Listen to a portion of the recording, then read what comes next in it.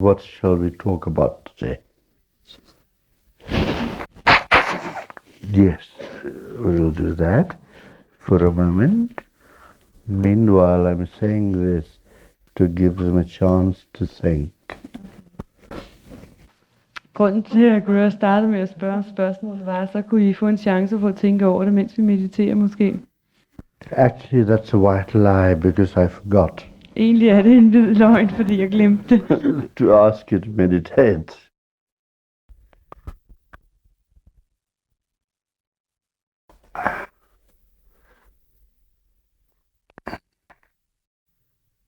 Shall we meditate for a moment? She forgets to wake me up, but she reminds me to meditate.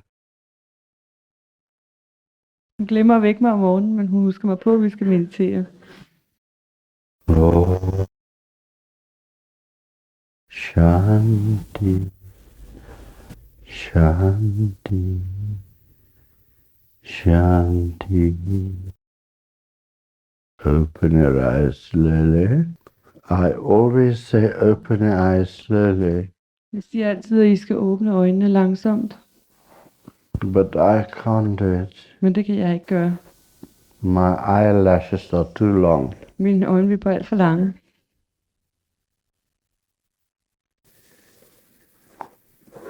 Good. What's your question for today? Hvad er så jeres spørgsmål i dag? Could you tell us about Sanskrit meditation and what effect it would have? Yeah. Presentations. And what effect it would have on the reciter and the one who hears it and the surroundings when you recite some Sanskrit, either from Samaveda or something else. You recite a lot and I can feel it. And I've also myself been about it. Good. Would you translate it into Danish as well? Ja, jeg spurgte om Sanskrit recitationer og hvilken udvirkning det havde på den, der reciterede sanskritvers, og på den, der lyttede, og på omgivelsen som helhed. Og så spurgte jeg lidt om Gurdjieffs recitationer, og om de forskellige vediske tekster, men, hvordan de ville virke, og så jeg sætter til på det. Hvad betyder det? Det er chant, en tekst. Nej. At læse den højt. Listen højt. Læse. Read aloud. Repeat with me. Gentag efter mig. Om Bhurbuvaha Swaha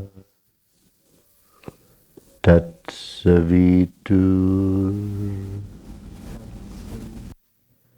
Varenam Om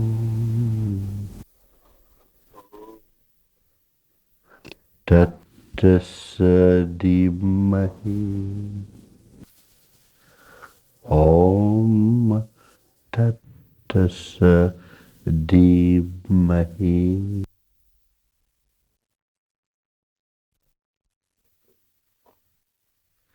Om Shanti Shanti Shanti.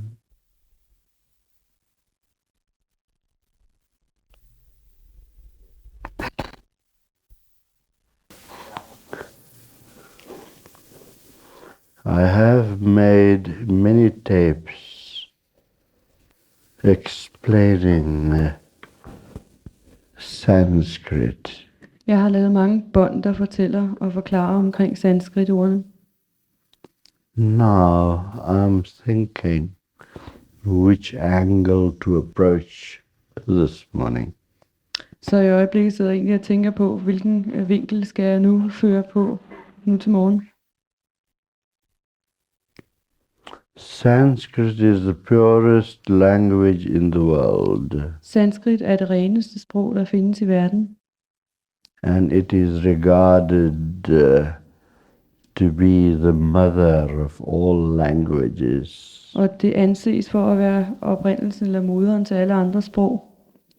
Many of your Danish words I could understand very well Der er for eksempel mange af jeres danske ord, jeg forstår godt. because Dansk is a derivation of Sanskrit. Fordi dansk er er affødt af sanskrit. Now, when the mother language of the world was conceived, Dengang da modersproget, verdens modersprog, blev dannet, and I do not mean by conceiving to be pregnation, og når jeg mener dannet, så mener jeg ikke, at det er noget, der sådan blev skabt, formet. yet it is impregnated. Fordi det er et fuldstændig rent sprog, uberørt.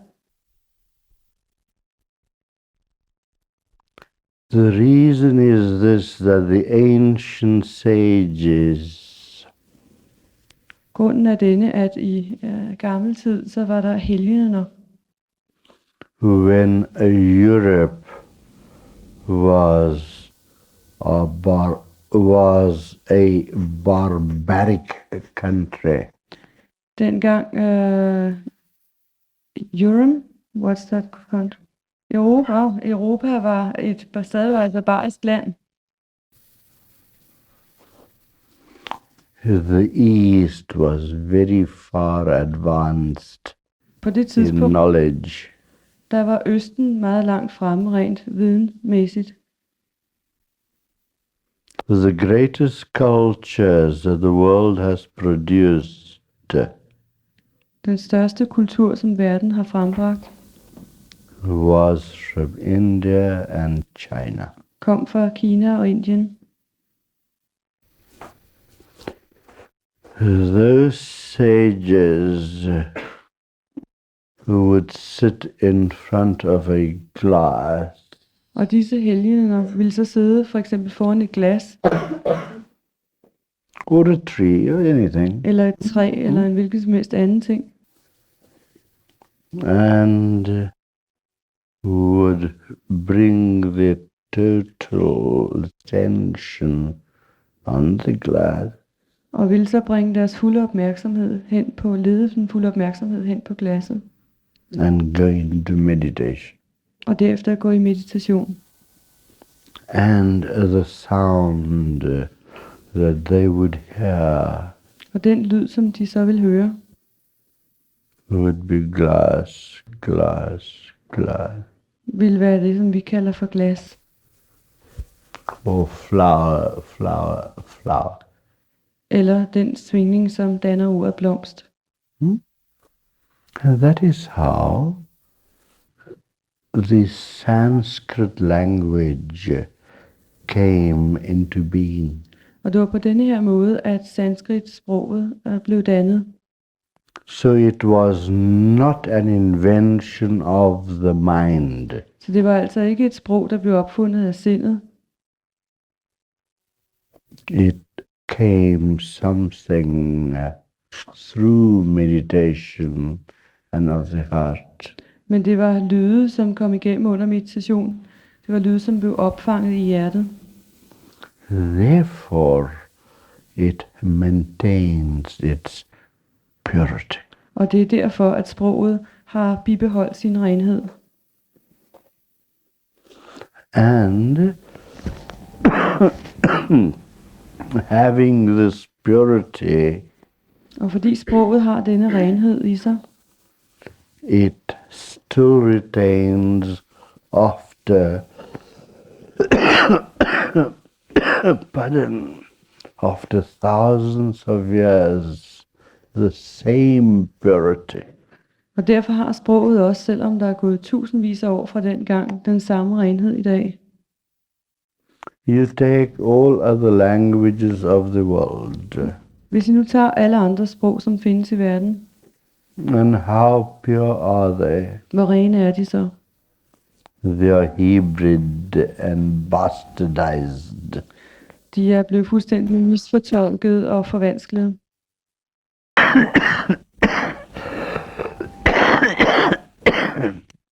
Change of climate. Ændringer i klimaet.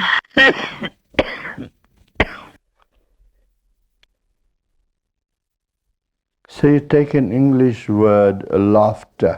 Så lad os for eksempel tage sådan et engelsk ord som laughter, som betyder at grine eller le. And you prefix with an S. Og så sætter man et S på, And it becomes slaughter. og så bliver det til ordet slaughter, som betyder at slagte. Why not slaughter? Hvorfor ikke slafter i stedet for latter? You see, so this great hybrid quality has crept into languages. Så det er de her sådan, forvanslinger, der har snedet sig ind i sproget. If you study the various slang words, Hvis man studerer de forskellige slangord, and I'm speaking as a professor of philology, og jeg taler som professor, der er sprogkyndig. philology, Ja. and I know the formation of words, Så jeg kender til ords formation og dannelser, and I know the construction of words. og jeg kender også til ordenes opbygning. I know the formation of words, Og selve deres sammensætning. and I know the etymology of words. Ja. The etymology? Okay, og ordenes oprindelse.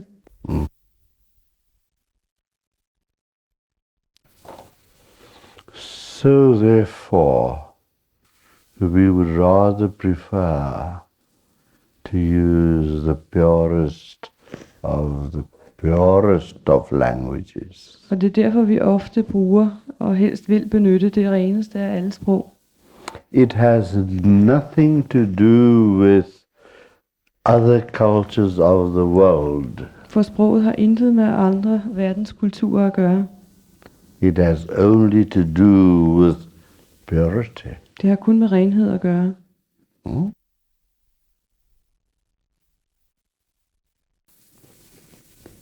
Now,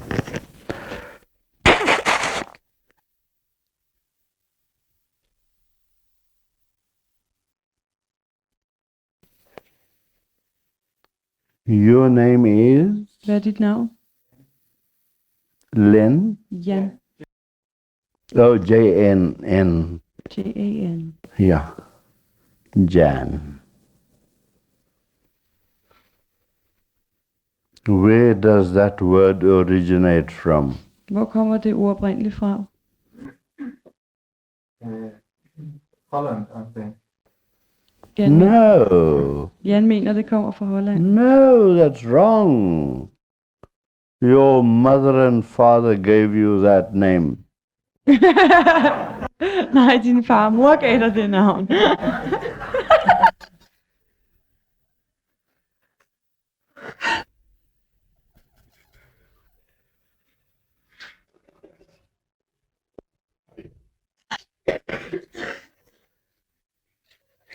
Now, on what basis did your mother and father give you your name? Men på hvilket grundlag gav din far og mor dig egentlig det navn?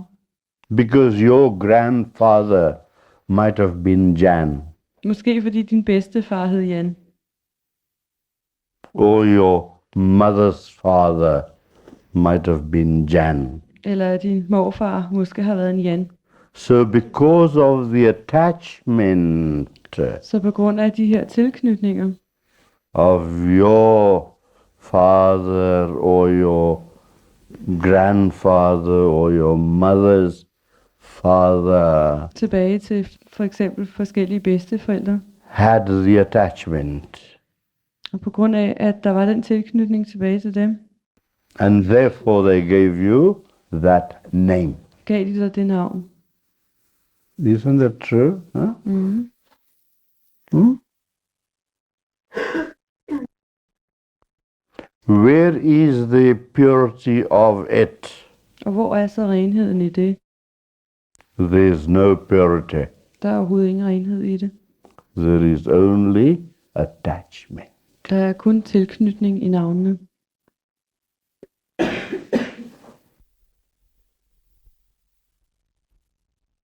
When the time is right Når, and I give you a spiritual name, når tiden er den rigtige, er den rette, så får vedkommende et åndeligt navn. that will be your real name Og det vil, without attachment. og det vil være dit sande navn uden tilknytning til noget som helst. Become ready, you'll get it. Vær No ready. problem. Gør dig klar til det. No problemo.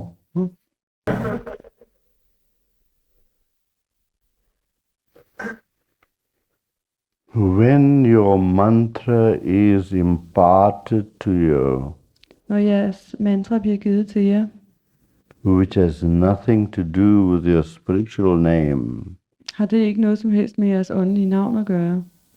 it represents your total vibration. Fordi mantraet repræsenterer jeres hele vibration. Because if you could take your mind and your body and your spirit and boil it down in some machine, For hvis man kunne tage det fysiske, det mentale og det åndelige, og koge det ned i en maskine, for eksempel til sin essens, that would be the sound that you would be emanating, for that is you.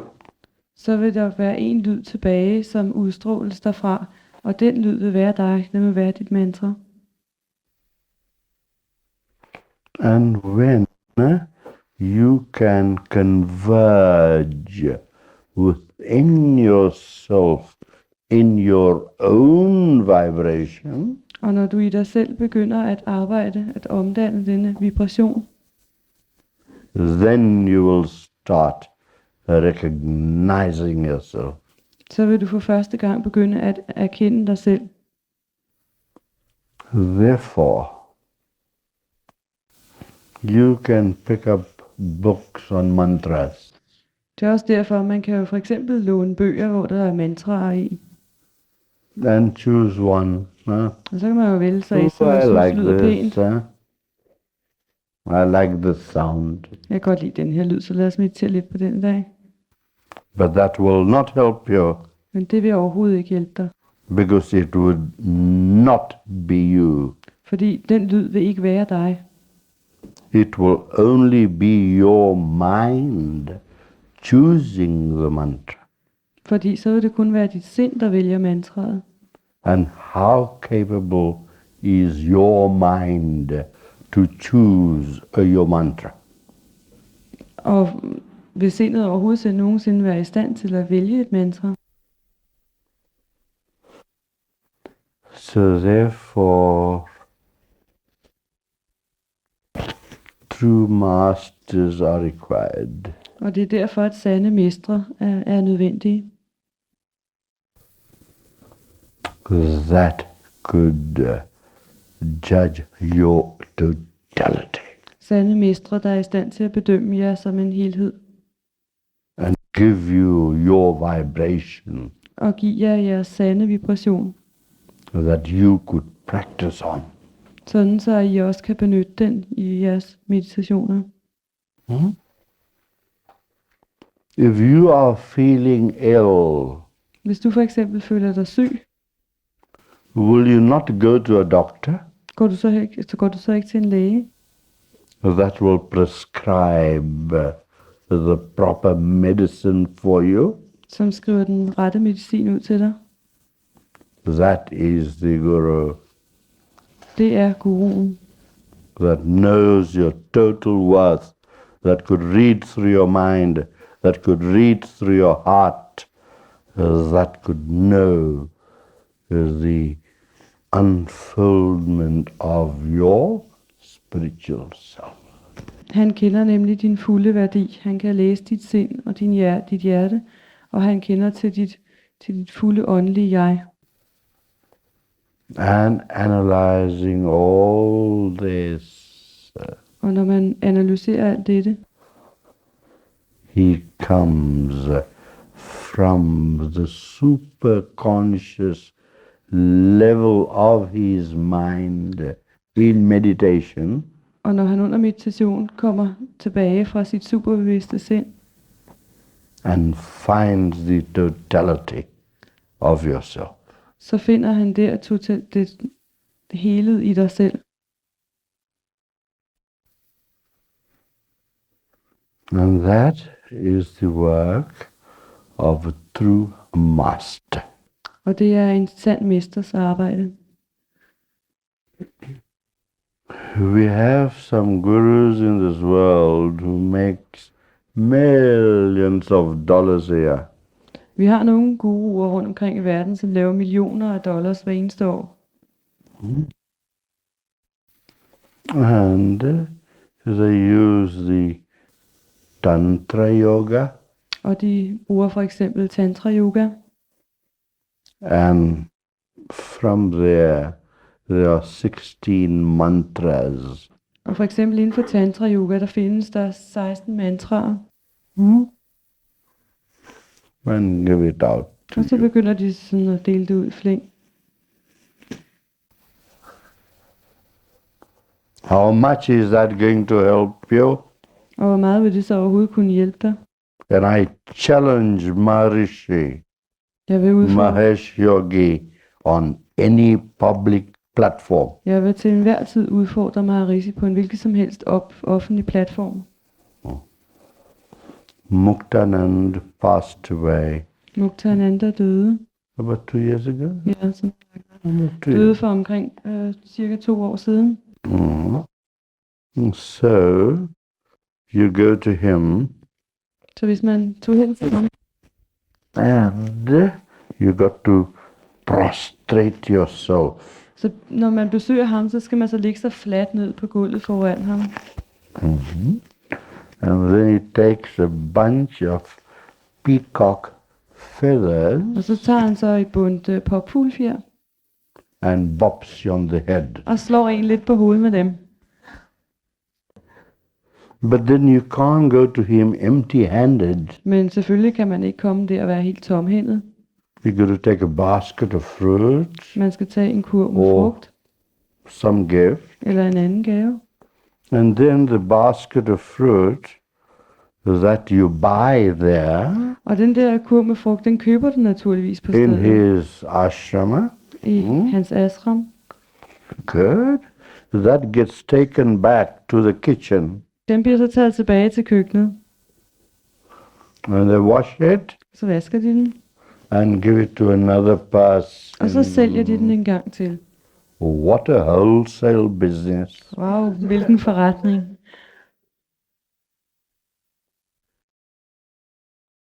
Is this truth?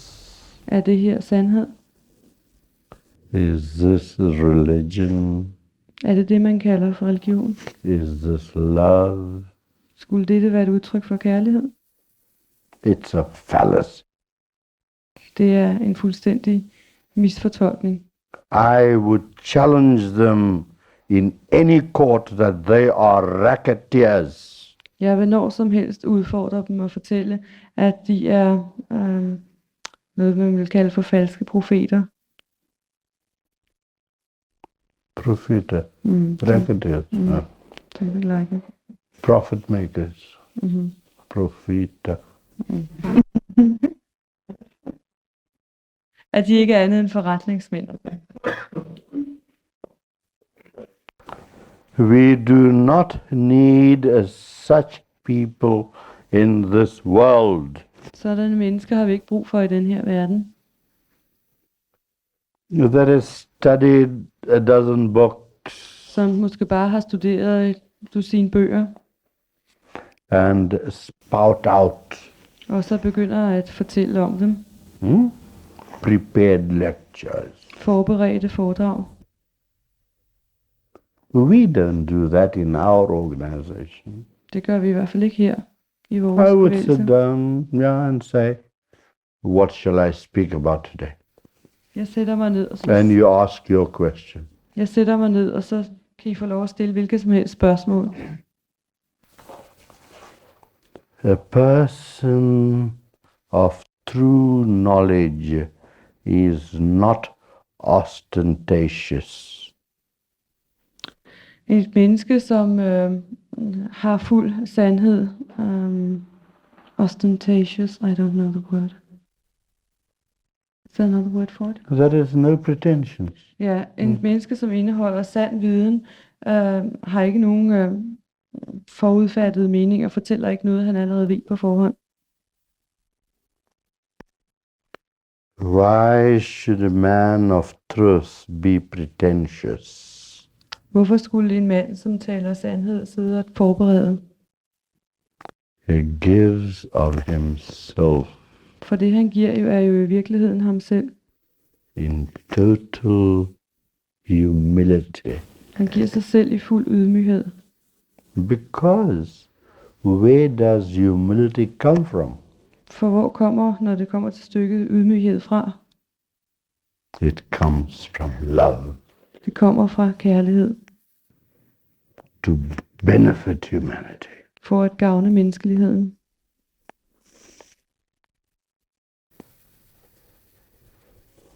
So, Muktanan bops you Så on the head with peacock feathers, han har for regel at slå en oven i hovedet med et par popfuglfjer. and you bring that bowl of fruit or things. Og så bringer du den her kurv med frugt eller et eller andet. Then they go back to the kitchen, Tilbage til køkkenet igen. and then another person goes by the same fruit again to offer to him. Og så kommer der en ny person, som køber den, og som igen giver ham den. So, one bowl of fruit gets sold 1,000 times a day. Så for eksempel så bliver en kurv fyldt med frugt solgt omkring 1000 gange på en dag. Lovely business. Dejlig forretning. I think I should start something like that. Måske skulle vi begynde at lave noget lignende her.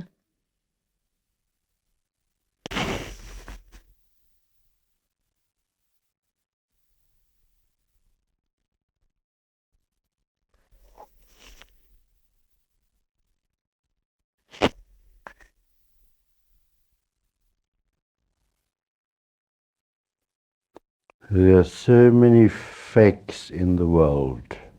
Der er så mange fupmager i verden. Rajneesh. For eksempel Rajneesh. He invited me to Pune, Han inviterede mig på et tidspunkt til Pune, which is 130 miles from Bombay. som ligger cirka 130 miles fra Bombay. And I spent many hours with him. Og jeg tilbragte flere timer sammen med ham. And you know what I did? Og ved I, hvad jeg gjorde? I didn't actually do it, but I wanted to. Jeg gjorde det måske ikke, men jeg havde da mest lyst til det. Just kick his ass. At sparke ham i måsen.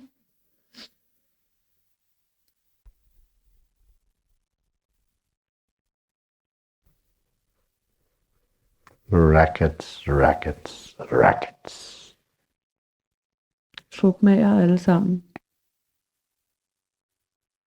I believe someone was telling me he got arrested Jeg tror, der var en eller anden, der fortalte mig, at han for nylig blev arresteret. for trying to go over the Mexican border with $40 million. for at gå over den meksikanske grænse med $40 millioner. Hmm? And there are so many others. Og sådan er der så mange af dem. Sai Baba. Sai Baba. You've heard that I name. har sikkert hørt om Sai Baba. Hmm? Good. So, if you want to go, he had an appointment with me, Han havde en aftale med mig. right? And his ashram was about 300 miles from Bangalore Og hans ashram ligger cirka 300 miles uden for Bangalore in India. Hmm? i Indien, ja. Hmm? So I phoned him. Så jeg ringede til ham. I said, look, I'm taking a taxi Så to jeg til ham, come to you. jeg er i Indien alligevel, så jeg kommer lige forbi i en taxa. So he says, no, don't please. I'm coming tomorrow to a place called Whitfield, which is just 20 miles from Bangalore. Så han sagde, det behøver du ikke at gøre, fordi i morgen så skal jeg alligevel i nærheden af, hvor du er. Så du skal ikke tage herud i dag, det behøver du ikke. I was quite happy about it. Det var jeg egentlig ret glad for. I saved the fare for 300-mile taxi. Fordi så sparede jeg jo rejsen med taxa 300 miles. So we spent many hours together. Så vi brugte mange timer sammen. He's a very awkward person, deformed, Han er meget underligt formet, but a good man. men en god mand, et godt menneske. Mm. His teachings are not on the level of our teachings, which is far more intellectual. Hans lærer er langt fra så dybsindig som vores er det. But he has a following of millions of people in India. Men alligevel har han millioner af tilhængere i Indien. Well, India has 750 million people. Nu skal jeg lige fortælle sig, at der er omkring 700 millioner mennesker i Indien. So it's nothing to have a million. Så at have en million tilhængere, det er egentlig ikke rigtig noget.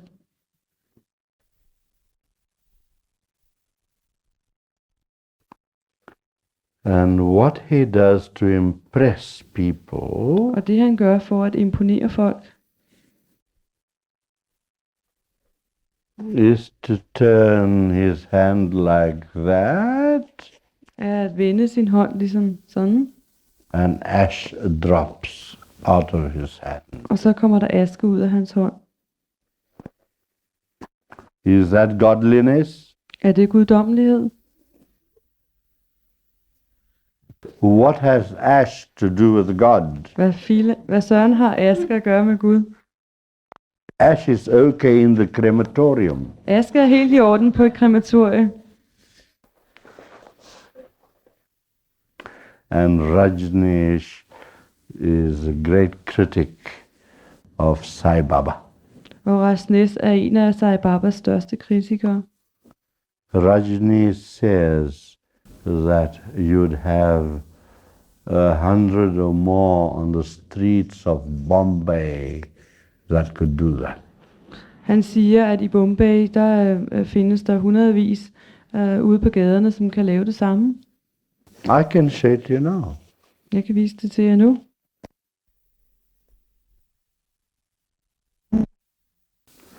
Nothing wonderful. Ikke noget specielt. It's a concentration of thought, Det, a psychic ability, det er i virkeligheden en psykisk evne at have.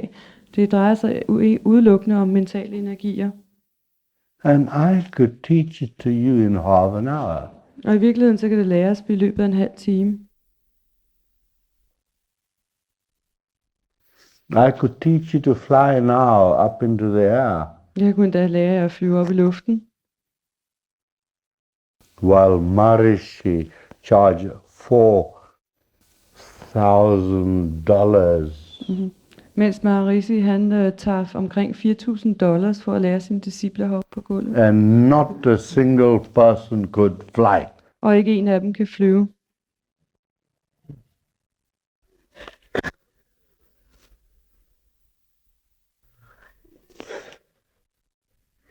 You see the racketeers. Kan I se al den meget falskhed, der er i det? Such a shame. Det er virkelig en skam. Did Jesus do that? Gjorde Jesus det? Did Buddha do that? Gjorde Buddha det? Did Krishna do that? Eller Krishna for den sags skyld? Nej, ingen af dem gjorde det. They never did these things. De udførte aldrig sådan nogle ting. Because they were not business people. Fordi de var ikke forretningsfolk. They were people of the heart, De var hjertets mennesker, imparting love and peace to humanity. som udgød kærlighed og fred til menneskeligheden. Yes. So, when it comes to these questions of psychic abilities, Så når spørgsmålet falder på psykiske evner, forget it, my son. glem det. Forget it. It's not worth it. Glem det, for det er ikke det værd. Because psychism is only to do with the mind. Fordi alt, hvad der har med psykiske evner at gøre, det hører udelukkende til sindet. But what we have to do with is the heart, Men det vi koncentrerer os om er hjertet. and merge this heart in the heart of our Lord. Og at forene dette hjerte med vores mesters hjerte. Yes. So the more any of you, or all of you, could get this message across to the world, Så jo mere I alle sammen kan få den her besked bragt videre ud omkring i verden, you will find great benefits to yourself jo mere vil I finde, at der kommer fordele til jer selv. Det gavner jer selv, and as well as benefiting them. såvel som det også gavner verden. Now, what are you living this life for? Hvad er det egentlig, I lever dette liv for? Eat, For at spise? go to work, Gå på arbejde? go to the toilet, Gå på toilettet?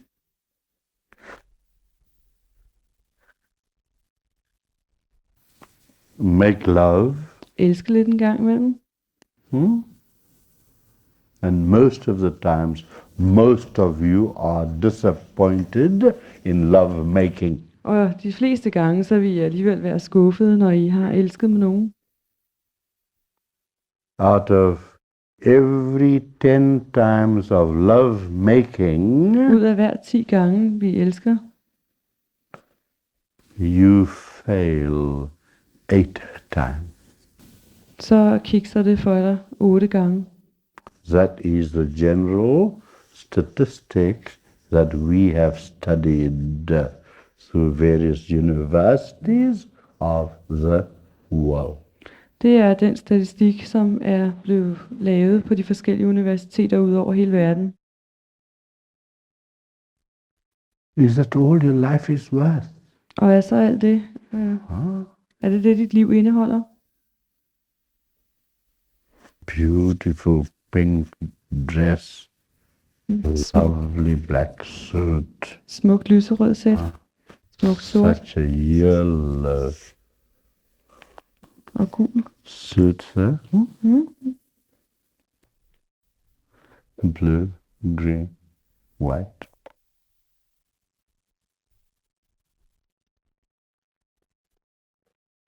Is that all you're living for?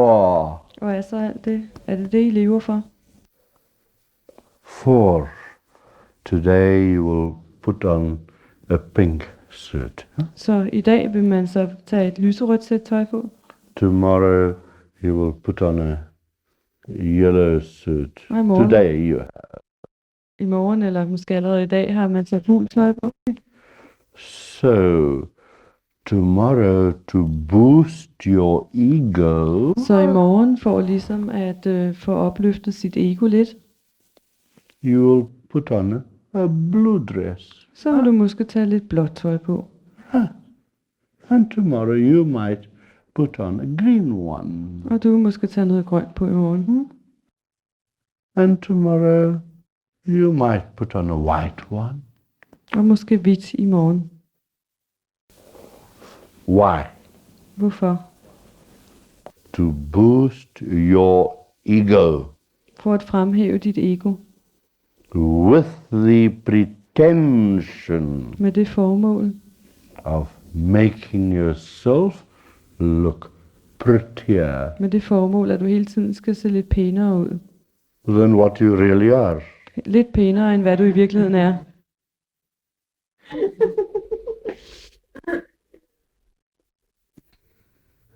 Ego, ego, ego.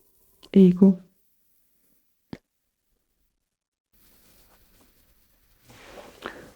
But devote 2 hours a week only Men hengiv dig til måske 2 timer på en uge. to give us some benefit to humanity. At give er noget til menneskeligheden. Then your life is worth living. Så bliver dit liv for alvor værd at leve. It will subdue your ego Det vil formindske dit ego, because you are offering yourself fordi at du giver af dig selv for the benefit of humanity. til gavn for menneskeligheden. So, life is not difficult So- at all. Så livet er i virkeligheden slet ikke spor indviklet. Life is easy, Det er faktisk et meget let liv, vi har. but you are making it difficult. Men I er de, der gør livet besværligt. So get away from the difficulty. Så fjern jer fra alle de besværligheder.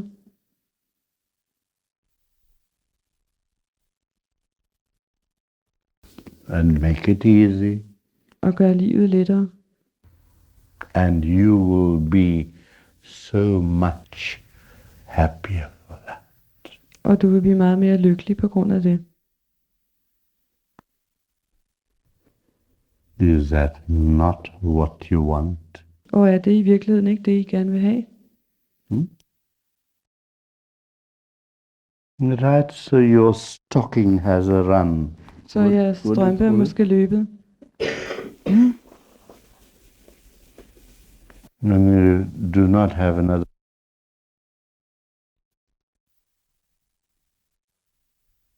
This Enten det er på arbejde eller ud at handle. and you are going to be conscious of that run in your stocking. Og det eneste, du vil have opmærksomheden på, når du går ud, det er den maske, der er løbet i strømpen.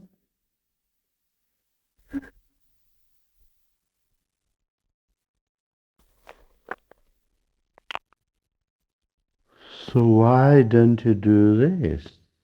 Så hvorfor gør du ikke dette? Chuck off the stocking. Så strømpen af. Nothing wrong in walking in your, well, look, your weather here is cold, but you do have summer weather. Ja,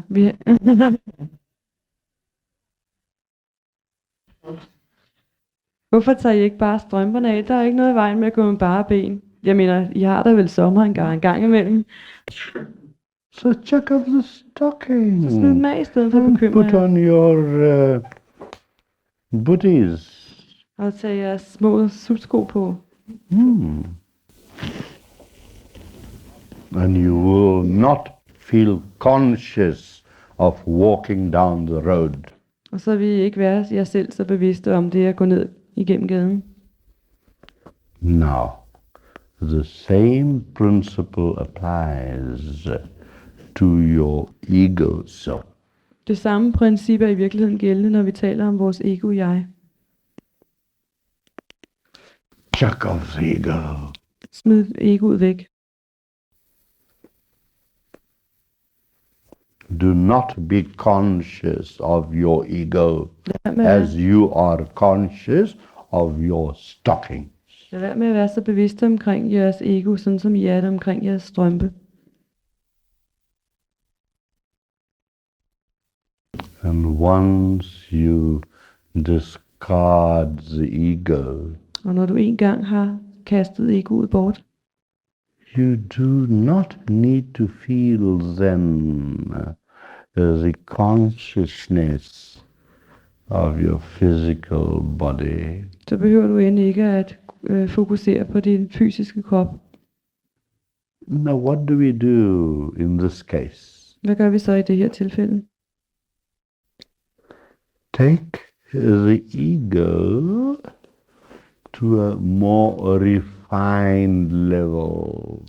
Det man gør er at forfine egoet, tage det op til et finere plan, Where it becomes transparent hvor det til sidst bliver fuldstændig gennemsigtigt, and your real spiritual self shines through. således at jeres virkelige åndelige selv kan skinne igennem.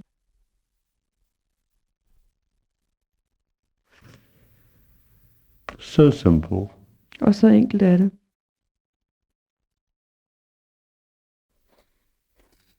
Life is simple. Livet er så enkelt. Do not make it difficult, my beloveds. Lad være med at gøre det så indviklet.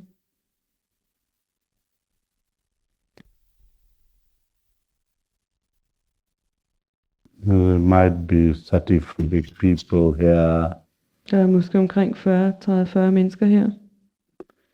I'm not speaking to you only. Så jeg taler altså ikke kun til dig. These tapes go around the world. Disse bånd bliver også bragt ud omkring i verden.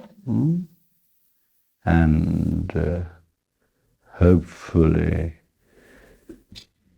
these talks will carry on from generation to generation. Og forhåbentlig vil disse taler, disse foredrag blive bragt videre fra den ene generation til den anden.